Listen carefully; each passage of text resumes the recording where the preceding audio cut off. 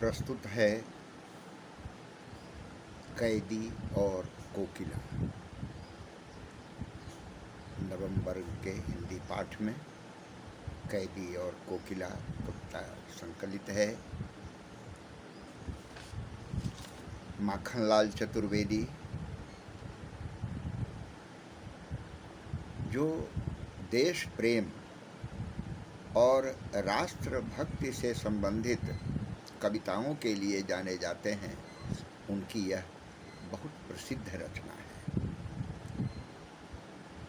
माखनलाल चतुर्वेदी उन रचनाकारों में हैं जिन्होंने आज़ादी की लड़ाई के लिए भारतीयों के मन में एक जागृति पैदा करने का काम किया करते थे। ब्रिटिश सरकार की सामंतवादी नीति से परेशान जनमानस में, लोगों के हृदय में स्वतंत्रता के प्रति, राष्ट्र के प्रति एक समर्पण का भाव जगाना, यह उनकी रचनाओं का मूल विषय हुआ करता था। प्रस्तुत कविता भी उस समय की है जब राष्ट्र में आज़ादी की लड़ाई, स्वतंत्रता संग्राम की लहर थी। ब्रिटिश साम्राज्य के द्वारा जो भारतीयों पर अत्याचार किए जा रहे थे, उन अत्याचारों से पीड़ित मानवता को, पीड़ित राष्ट्रवासियों को एक साहस प्रदान करने वाली यह कविता है। कविता में विषय वस्तु के रूप में तो जैसा शीर्षक है कैदी और कोकिला, अर्थात ब्रिटिश के कैद में बंद एक कैदी की मनोव्यथा के माध्यम से कवि ने अपनी मनोव्यथा को व्यक्त किया है, हर भारतवासी की मनोव्यथा को व्यक्त करने का प्रयत्न किया है। कोकिला कोयल को कहते हैं और वह कोयल भी एक पात्र है, और कैदी और कोकिला के वार्तालाप के माध्यम से कवि ने अपना प्रतिपाद्य प्रस्तुत किया है। ये बहुत अच्छी कविता है, आनंददायक है। सरल शब्दों का प्रयोग करने पर भी इसका जो भाव पक्ष है वह उत्कृष्ट है। इस कविता में कैदी कोकिला को संबोधित करते हुए अपने मन की बात, अपनी पीड़ा को, कैदी जीवन की व्यथा को व्यक्त कर रहा है और कोयल से प्रश्न कर रहा है। उसी प्रश्न के क्रम में उसकी मनोव्यथा प्रकट होती है। वह कोयल से पूछता है कि क्या गाती हो, क्यों रह रह जाती हो, कोकिल बोलो तो क्या लाती हो, संदेशा किसका है, कोकिल बोलो तो। ब्रिटिश कैद में बंद एक कैदी कोयल से पूछ रहा है। हम जानते हैं कि कोयल रात में भी बोलती है। जब आमों पर अमराई आती है तो कोयल की टीस भरी आवाज़ सुनाई पड़ती है। शायद कवि को भी कोयल की यह आवाज़ सुनाई पड़ी है और इसीलिए वह कोयल से यह पूछने के लिए विवश है कि क्या गाती हो, क्यों रह रह जाती हो, रह रह कर तुम ये क्यों गा रही हो और क्या गा रही हो। कोकिल बोलो तो ए कोयल बताओ तुम क्या गा रही हो और रह रह कर चुप क्यों हो जाती हो। कोकिल बोलो तो संदेशा किसका है, कोकिल बोलो तो, अर्थात तुम किसका संदेशा लाई हो। हम समझ सकते हैं कि जो अंग्रेज़ों की कैद में कैदी हुआ करते थे, उनका घर परिवार से पूरी तरह संपर्क कटा हुआ रहता था। वे किसी संदेश को आने की प्रतीक्षा करते रहते थे। तो इसीलिए कैदी को लगता है कि कोयल शायद हमारे लिए कोई संदेश लेकर आई हो, शायद कुछ हमें कहना चाह रही हो, इसीलिए कवि इन पंक्तियों में यही पूछते हैं कि क्या गाती हो, क्यों रह जाती हो, कोयल बोलो, कोकिल बोलो तो, क्या लाती हो, संदेशा किसका है, कोकिल बोलो तो। इन प्रश्नों से ही कवि अपनी मनोव्यथा का वर्णन प्रारंभ करता है कि उसे संदेश, कहीं से संदेश आने की प्रतीक्षा है और उसे लगता है कि शायद कोयल वह संदेश ही उसके लिए लेकर आई हो। आगे, ऊंची काली दीवारों के घेरे में, डाकू चोरों बटमारों के डेरे में, जीने को देते नहीं पेट भर खाना, मरने भी देते नहीं तड़प रह जाना, जीवन पर अब दिन रात कड़ा पहरा है, शासन है या तम का प्रभाव गहरा है। हिम कर निराश कर चला रात भी काली, इस समय कालिमा मई वाली, क्यों हुक पड़ी वेदना बोझ बाली, क्यों हुक पड़ी वेदना बोझ बाली सी, कोकिल बोलो तो, क्या लूटा मृदुल वैभव की रखवाली सी, कोकिल बोलो तो। इस अनुच्छेद में आप देख रहे हैं शब्दों का कितना सरल प्रयोग है। किसी क्लिष्ट शब्द का प्रयोग कवि ने नहीं किया है। उन्होंने अपने कवित्व को दिखाने के लिए भारी भरकम शब्दों का प्रयोग नहीं किया है, किंतु सरल शब्दों में भावों की सहज अभिव्यक्ति ही इस कविता का सौंदर्य है। प्रश्न पूछा जाता है, भाव सौंदर्य स्पष्ट करने के लिए कहा जाता है। उस स्थिति में आप इसका संकेत कर सकते हैं कि सरल शब्दों में भी भाव अभिव्यक्ति की जो क्षमता चतुर्वेदी जी की इस रचना में है वह अन्यत्र दुर्लभ है।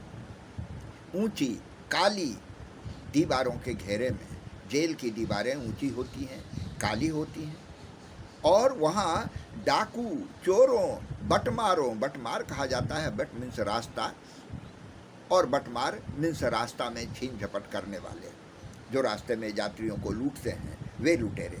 तो डाकू चोरों बटमारों के डेरे में, हम जानते हैं कि जेल में डाकू चोर और बटमार ही रहते हैं। जेल उन्हीं का डेरा है, डेरा मतलब घर, वही लोग वहाँ जाते हैं। लेकिन वहाँ अभी बंद कौन है? जो स्वतंत्रता सेनानी हैं हमारे, जो आज़ादी के दीवाने हैं, जो देश की आज़ादी के लिए मर मिटने को तैयार हैं, वे वहाँ बंद हैं। तो कवि कह रहे हैं कि ऊंची काली दीवारों के घेरे में, डाकू चोरों बटमारों के डेरे में, जीने को देते नहीं पेट भर खाना, अर्थात उन्हें भरपेट खाना भी नहीं मिल रहा है। यहाँ कैदियों के जीवन की और जेल में बंद जो कैदी हैं उनकी दुर्दशा का वर्णन है कि जीने को देते नहीं पेट भर खाना, खाने के लिए यानी जीने के लिए पेट भर खाना भी उन्हें नसीब नहीं है, अब मरने भी देते नहीं तड़प रह जाना, और स्थिति ऐसी है कि वे मर भी नहीं सकते हैं। अर्थात जीने के लिए उनके पास भोजन नहीं है और मरने का भी अवसर नहीं है। जीवन पर अब दिन रात कड़ा पहरा है, चारों ओर पहरेदार हैं, अतः उनके जीवन पर चारों ओर कड़ा पहरा पड़ा हुआ है। शासन है या तम का प्रभाव गहरा है। ये वाक्य महत्वपूर्ण है कि यह शासन है, ब्रिटिश शासन है। राज्य तो होता है, जहाँ शासन होता है, ठीक कैद में डाले जाते हैं, लेकिन कैद में जाने वाले लोगों का अपराध होता है। यहाँ तो निरपराध लोगों को डाल दिया गया है। अतः पूछ रहा है कवि कि क्या ये शासन है या तम का प्रभाव गहरा है।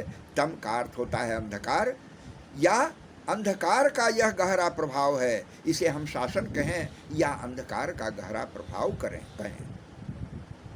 हिमकर, हिमकर चंद्रमा को कहा जाता है। हिम का अर्थ होता है बर्फ, तो हिमकर अर्थात शीतलता प्रदान करने वाला।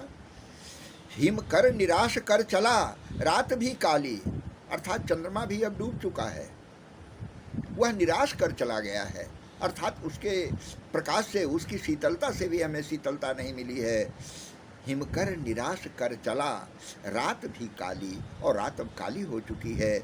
इस समय कालिमा मई जगी क्यों आली। इस समय तुम कालिमा मई, हम जानते हैं कोयल का रंग गहरा काला होता है, तो उसको भी कवि ने कहा है कि एक तो ये रात काली है और उसमें तुम भी कालिमा मई हो, जगी क्यों आली, तुम जगी हुई क्यों हो। ऐ सखी, आली सखी को कहा जाता है, ऐ सखी, ए कोकिले, ए कोयल, तुम कालिमा मई इस काली रात में क्यों जगी हुई हो, क्यों हुक पड़ी। हुक हृदय की वेदना को प्रकट करता है। अतः कवि कहता है कि क्यों हुक पड़ी वेदना बोझ वाली।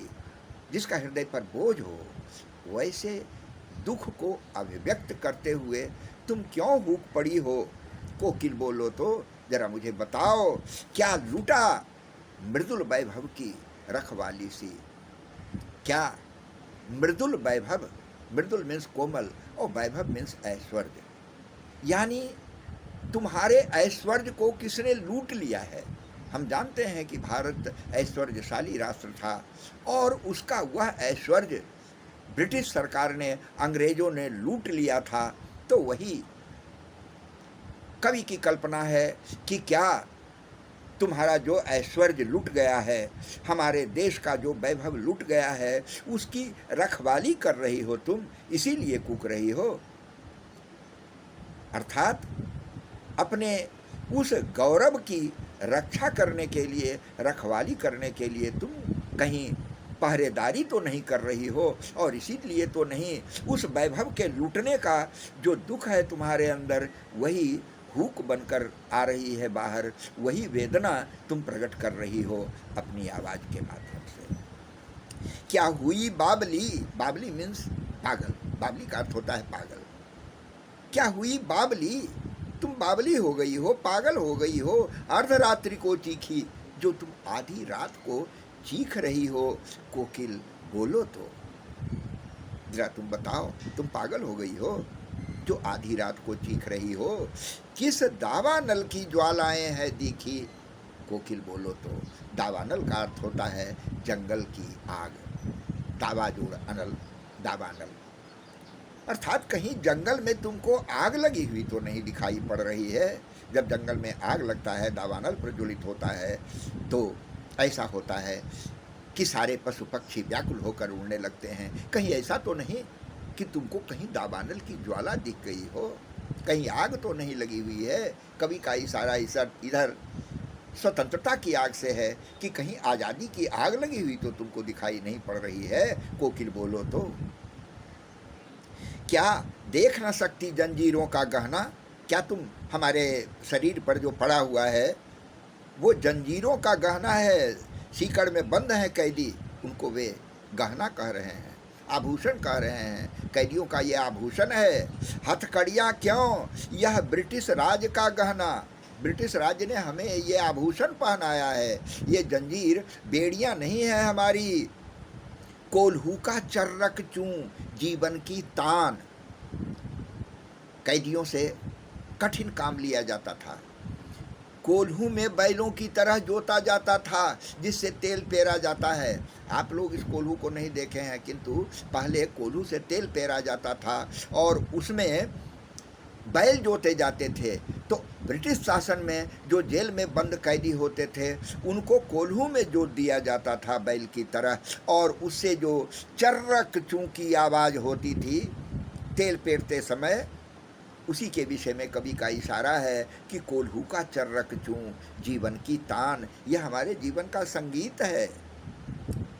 वे तनिक भी दुखी नहीं हैं कि उन्हें बैलों की तरह कोल्हू में जोता जा रहा है। गिट्टी पर अंगुलियों ने लिखे गान, और गिट्टी तोड़ते हुए पत्थर तोड़वाया जाता था। तो पत्थर तोड़ते हुए अंगुलियों ने, हमारी अंगुलियों को ने गिट्टी पर अपने गीत लिखे। गिट्टी तोड़ने में जो आवाज़ होती है, खटखट की आवाज़ होती है, वो आवाज़ और कुछ नहीं, हमारे जीवन का संगीत है। कोल्हू में जो चर्रुक चुकी आवाज़ है वह भी हमारी तान है, हमारे संगीत की स्वर लहरी है। हूँ मोट खींचता लगा पेट पर जुआ। आप मोट नहीं जानते हैं, पहले समय में सिंचाई का एक साधन में मोट हुआ करता था। बड़े बड़े चमड़े की बड़ी बड़ी चमड़े की थैलियाँ होती थीं और कुएं में बंधी होती थीं, और बैल जब घूमते थे तो बैल के घूमने के कारण उन चमड़े की थैलियों में पानी भरा जाता था, वह पानी बाहर निकलता था जिससे सिंचाई होती थी। आज तो सिंचाई के साधन आ गए, लेकिन उस ज़माने में यही सिंचाई के साधन थे। रहट थे, मोट थे, लाठा कूड़ी कहा जाता था, यही साधन थे। तो कवि उधर ही इशारा कर रहा है कि हूँ मोट खींचता लगा पेट पर जुआ। आपने ईख पेरने वाले को देखा होगा कि एक लंबी सी लकड़ी होती है, उसको जुआ कहा जाता है। उसको अपने पेट में लगाकर कैदी घूमते थे चारों ओर, जिससे मोट से पानी खींचा जाता था। उसी की ओर इशारा करते हैं कि हूँ मोट खींचता लगा पेट पर जुआ।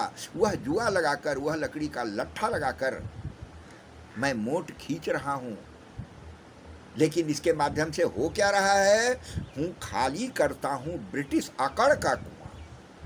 ब्रिटिश लोगों के भीतर जो अकड़ है उसको हम बाहर कर रहे हैं। वो पानी जो खींच रहे हैं हम कुएं से, तो उनकी अकड़ ढीली कर रहे हैं। लाख वे अकड़ें, लेकिन हम झुकने वाले नहीं हैं। हमारे भीतर तनिक भी इससे कोई पीड़ा नहीं है, बल्कि इससे हम उनकी अकड़ के कुएं को खाली कर देंगे। दिन में करुणा क्यों जगे रुलाने वाली। दिन में तुम्हारी करुणा यानी तुम्हारी जो दया भावना है वो क्यों जगे, इसलिए रात में गजब ढा रही आली। लगता है दिन में तुम्हारे हृदय की पीड़ा पूरी तरह अभिव्यक्त नहीं हो पाती है, इसीलिए रात में गजब ढा रही आली। इस शांत समय में, जबकि रात है तो पूरा वातावरण शांत है, अंधकार को बेध, अंधकार को चीर कर रो रही क्यों हो। कोकिल बोलो तो तुम क्यों रो रही हो इस अंधकार को चीरती हुई। चुपचाप मधुर विद्रोह बीज इस भांति बो रही क्यों हो। कोकिल बोलो तो कहीं तुम विद्रोह का बीज तो नहीं बो रही हो। विद्रोह तो है, ब्रिटिश के प्रति प्रत्येक भारतीय के मन में एक विद्रोह की ज्वाला जल रही थी। उसी की ओर इशारा है कवि का कि कहीं तुम ही तो वह विद्रोह का बीज तो नहीं बो रही हो। वह विद्रोह का बीज बोने के लिए तो तुम अंधकार को बेच कर नहीं चीख रही हो। इसकी अगली पंक्तियां बहुत सुंदर हैं कि काली तू, देखिए काला का कैसा बढ़िया प्रयोग किया है कवि ने कि काली तू रजनी भी काली, शासन की करनी भी काली, काली लहर कल्पना काली, मेरी काल कोठरी काली, टोपी काली कमली काली, मेरी लौह श्रृंखला काली, पहरे की हूँ कृत की ब्याली, तिस पर है गाली है आली। कितना बढ़िया प्रयोग है। देखिए शब्दों का कैसा चयन किया है कवि ने। आप आनंद लेकर जब इसको पढ़ेंगे तभी कविता का आनंद मिलता है। कविता का आनंद केवल सुनने में नहीं है, बल्कि उसको रस लेकर पढ़ने में है। अब एक एक कर अर्थ देखें कि कितने सार्थक शब्द हैं। कि काली तू, कोयल को संबोधित करते हुए कवि कह रहे हैं कि तू काली है, रजनी भी काली, रात भी काली है। रजनी का अर्थ है रात। काली तू, रजनी भी काली, तू भी काली है, यह रात भी काली है, अशासन की करनी भी काली, यह जो ब्रिटिश शासन है उसकी काली करतूत भी काली है। वह सारे काले कार्य कर रहा है वह शासन। तू काली है, रात भी काली है, और इस शासन की करनी भी काली है। काली लहर अर्थात लोगों के हृदय में जो विद्रोह उठ रहा है, वो लहर उठ रही है, वो भी काली है, निषेधात्मक है। कल्पना काली, और काली कल्पनाएं भी काली हैं, क्योंकि विद्रोह में, क्रोध में, आवेश में, ईर्ष्या में, इसमें तो सब कुछ काला ही उत्पन्न होगा। और साथ साथ कहते हैं कि मेरी काल कोठरी काली, जिस कोठरी में कैदी बंद हैं, कवि बंद हैं, वो कोठरी भी काली है। टोपी काली, कमली काली, जो कंबल मिला हुआ है वह भी काली है, जो टोपी पहनने के लिए मिला है वह भी काली है। अब मेरी लौह श्रृंखला काली, और लोहे की जो जंजीर मेरे हाथों में पड़ी हुई है वह भी काली है। सब कुछ काला है, अर्थात सब कुछ नकारात्मक है, कुछ सकारात्मक दिखाई नहीं पड़ता है। और पहरे की हुंकृति की व्याली, व्याली सर्प को कहा गया है कि पहरेदार जो हुंकार कर रहे हैं, अर्थात चारों ओर जो पहरा देने वाले चीख रहे हैं, वो सर्प की हुंकृति के समान है, सर्प के फुफकारने के समान है। तिस पर है गाली ए आली, ए सखी, उस पर भी गालियां सुनने को मिल रही हैं। ब्रिटिश सरकार में कैदियों को भद्दी भद्दी गालियां दी जाती थी। इसका इशारा है, पूरी तरह कैदी जीवन का चित्र है यहाँ, कि किस प्रकार काली कोठरी में वे बंद होते थे, काली श्रृंखलाओं में बने होते थे, उनकी टोपी कमली सब कुछ काली होती थी, सब कुछ काला ही काला था, क्योंकि ब्रिटिश शासन की करतूत भी काली थी। इस काले संकट सागर पर, काले संकट सागर यानी सब कुछ काला है, ये क्या है? संकट का समुद्र है। इस काले सागर संकट पर मरने की मदमाती, तुम मरने के लिए पगली हुए जा रही हो, मद से माती हो, तुम पर मरने का नशा सवार है। कोकिल बोलो तो अपने चमकीले गीतों को क्यों कर हो तैराती। कोकिल बोलो तो, कि सब कुछ तो काला काला है, उस पर तुम अपने चमकीले गीतों को क्यों चमका रही हो, सुना रही हो। मरने के लिए, मरने का मन है तुम्हारा, मरने को मदमाती हो, क्योंकि ये संकट का सागर है। यहाँ तुम्हारी मीठी आवाज़ को कोई नहीं सुनेगा, तुम्हारी सुनहली आवाज़ को कोई सुनने वाला नहीं है। इसलिए क्या तुम मरने के लिए बावली पगली हुए जा रही हो? क्यों कर हो तैराती। कोकिल बोलो तो। अंत में है, कवि अपनी और कोयल की कल्पना कर रहा है, तुलना कर रहा है दोनों में, कि तुम्हारे और मेरे में क्या अंतर है। गौर करेंगे कि तुझे मिली हरियाली डाली, तुमको तो हरियाली डाली मिली हुई है, तुम हरी हरी डाल पर बैठकर कूक रही हो। मुझे नसीब कोठरी काली, तुम्हें मिली हरियाली डाली, अब मुझे नसीब कोठरी काली। इस तुलना को आप देखेंगे, तुलना पर भी प्रश्न किए जाएंगे कि किस प्रकार कैदी अपने जीवन से और कोयल के जीवन की तुलना करता है। तो तुझे मिली, कोयल को हरियाली डाली मिली हुई है, और जबकि कवि को काली कोठरी मिली हुई है। तेरा नभ भर में संचार, यानी तुम पूरे आकाश में उड़ रही हो, अर्थात पूरी। यहाँ स्वतंत्रता और परतंत्रता का अंतर बताया जा रहा है कि कोयल हरियाली डाली पर बैठी हुई है, अपनी इच्छानुसार जहाँ चाहती है वहाँ रहती है। यहाँ काली कोठरी में बंद है, अपनी इच्छानुसार कहीं नहीं जा सकते हैं। तेरा नभ भर में संचार, तुम पूरे आकाश में घूमने के लिए स्वतंत्र हो, और मेरा 10 फुट का संसार। लेकिन मेरा तो यह 10 फुट का संसार है, बस इसी 10 फुट में रहना है कैदियों को, कैद में। तेरे गीत कहावे वाह, तुम जब गीत गाती हो तो लोग वाह वाह वाह करते हैं कि कोयल गा रही है। कोयल के गीतों की प्रशंसा हम सभी करते हैं, कवियों ने भी कोयल के गीतों की प्रशंसा की है। इसीलिए तो कवि कोयल को ही अपना उपादान बना रहे हैं और कोयल को ही ला रहे हैं और सुना रहे हैं अपनी बात, कि तेरे गीत कहावे वाह, तुम्हारे गीत पर लोग वाह वाह करते हैं। और रोना भी है मुझे गुनाह, और मेरे लिए तो रोना भी गुनाह है, हम तो रो भी नहीं सकते हैं, रोने की भी आज़ादी हमारी नहीं है, जबकि तुम्हारे गीत को सुनकर लोग वाह वाह करते हैं। देख विषमता तेरी मेरी, विषमता यानी जो भेद है, अंतर है, विभिन्नता है, तेरी मेरी, तुम देख लो कि तुम्हारे और मेरे में क्या अंतर है। अब बजा रही तिस पर रणभेरी, इस पर तुम रणभेरी बजा रही है। युद्ध में बजने वाले बाजे को रणभेरी कहा जाता है।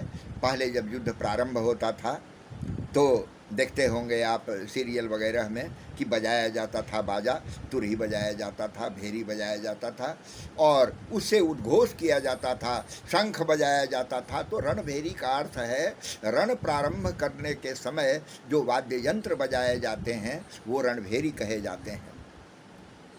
तो तिस पर बजा रही रणभेरी, कभी को ऐसा लगता है जैसे कोयल युद्ध की घोषणा करने वाले बाजे बजा रही है अपने स्वर के माध्यम से।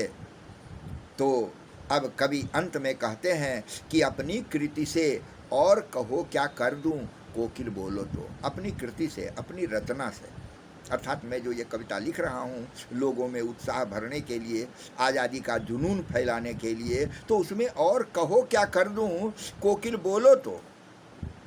अब मोहन के व्रत पर प्राणों का आसव किसमें भर दूं कोकिल बोलो तो। यहाँ महात्मा गांधी की चर्चा कवि कर रहे हैं। मोहनदास करमचंद गांधी के नाम का एक शब्द लेकर ही कवि ने यहाँ कहा है कि मोहन के व्रत पर, अर्थात गांधी ने, मोहनदास करमचंद गांधी ने, जिसको मोहन कवि कह रहे हैं, उसने जो व्रत लिया है उस व्रत पर प्राणों का आशव, आशव मादक पदार्थ को आशव कहा जाता है, तो मैं अपने प्राणों का आशव किसमें भर दूं कोकिल बोलो तो। अर्थात मेरी क्या भूमिका होगी। मोहन ने, अर्थात गांधी ने तो व्रत ले लिया है, तो उस व्रत में मैं अपने प्राणों की आहुति किस प्रकार दूं, प्राणों का आशव कैसे भर दूं। कोकिल, ए कोयल, तुम मुझे ये बताओ कि मैं क्या करूं। यहाँ आपने देखा कि कैद में बंद कवि, अर्थात कवि अपने को कैदी मान रहा है और स्वतंत्र है कोयल। दोनों के वार्तालाप के माध्यम से तत्कालीन स्वतंत्रता सेनानियों की जो दुर्दशा थी उस दुर्दशा का चित्र खींचा गया है। साथ ही यह भी बताया गया है कि किस प्रकार लोगों के हृदय में उत्साह था, एक अजीब सी समर्पण की भावना थी, देश के लिए मर मिटने की कामना थी। उसी का चित्र इस कविता में कवि ने, माखनलाल चतुर्वेदी ने खींचा है। मेरा विश्वास है कि यह सरल कविता है, अतः इसके समझने में आपको कोई कठिनाई नहीं होगी। और इसके प्रश्नोत्तर भी इसी प्रकार के हैं कि कोयल की कूक सुनकर कवि की क्या प्रतिक्रिया थी। स्पष्ट है उनकी प्रतिक्रिया थी कि तुम क्यों चीख रही हो, तुम क्यों बोल रही हो, ये आधी रात में तुम्हारे चीखने का क्या मतलब है, कुछ समझ में नहीं आता है, तुमको लगता है किसी का संदेश लाई हो। कवि ने कोकिल के बोलने के किन किन कारणों की संभावना जताई, वही तुम संदेश लाई हो, या तुम शायद बीज बो रही हो विद्रोह का। इस प्रकार के शब्दों को आप ढूंढेंगे तो आपको इसके उत्तर मिल जाएंगे। किस शासन की तुलना तम के प्रभाव से की गई है और क्यों, स्वाभाविक है ब्रिटिश शासन की तुलना तम से की गई है, इसलिए क्योंकि उसमें अत्याचार का ही बोलबाला था। भारतीयों को पर अत्याचार किए जाते थे, कैदियों पर अमानवीय अत्याचार होते थे, कोल्हू में उन्हें जोता जाता था, गिट्टी तुड़वाया जाता था, उनसे मोट खिंचवाया जाता था पेट पर जुआ लगाकर। इन सारे कारणों से स्पष्ट है कि ब्रिटिश सरकार की ही तुलना तम से की गई है। पराधीन भारत की जेलों में दी जाने वाली यंत्रणाओं का वर्णन कीजिए। इसको तो आप कविता में पढ़ेंगे, देख लेंगे कि उनको भरपेट खाना नहीं दिया जाता था, उनसे कोल्हू जुतवाया जाता था, बैलों की तरह मोट खिंचवाया जाता था, गिट्टी तुड़वाया जाता था, ये सारी यातनाएं दी जाती थी उनको। मृदुल वैभव की रखवाली सी कोयल बोलो तो भाव स्पष्ट करने के लिए है, यानी जो ऐश्वर्य है उस ऐश्वर्य की रक्षा करने वाली वह कोयल है, और ऐश्वर्य की रक्षा करने वाली के रूप में कोयल को कहा गया है कि लगता है वह पहरेदारी कर रही है उस ऐश्वर्य की जो ऐश्वर्य ब्रिटिश के द्वारा नष्ट कर दिया जा रहा है।